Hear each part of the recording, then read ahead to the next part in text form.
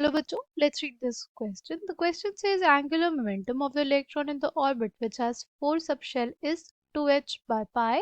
और statement 2 है angular momentum of an electron is quantized. Right? Key concept for this question is angular momentum.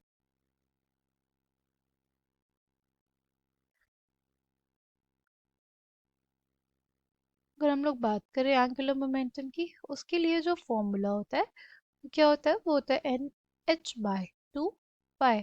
क्या होता है? N h by two pi. ठीक है.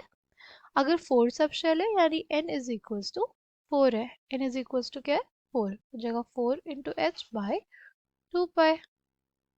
क्या आ जाएगा? Two h by pi. Angular momentum क्या आ जाएगा? Angular momentum of the electron will be equals to 2h by pi. यानी स्टेटमेंट वन इज करेक्ट. अगर बात करते हैं स्टेटमेंट टू की, तो वो हो जाएगा angular momentum of the electron is quantized. इसका मतलब क्या? The restriction the restriction of restriction of any property, the restriction of any property to have discrete values. किसी भी प्रॉपर्टी का अगर हमारे पास किसी भी प्रॉपर्टी के लिए डिस्क्रीट वैल्यूज है तो उसी को हम लोग क्या कहते हैं? क्वांटाइजेशन. डिस्क्रीट मतलब होता है अलग अलग. राइट? अलग अलग.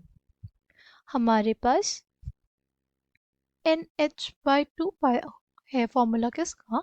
एंगुलर मोमेंटम का. राइट?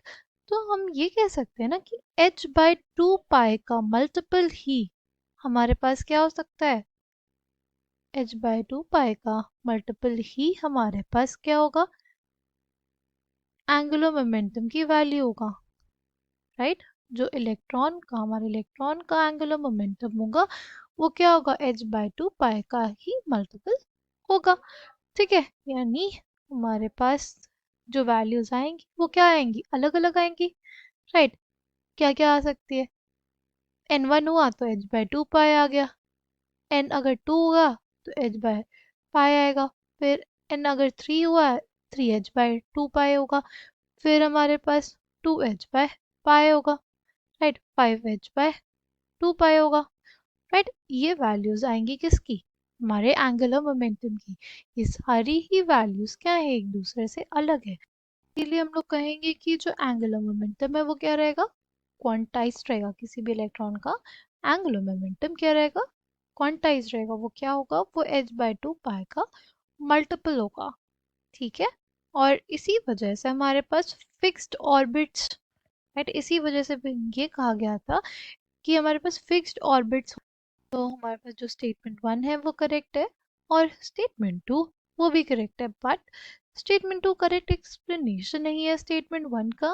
इसलिए option B will be the correct answer for this question. I hope you understood it well. Thank you. All the best.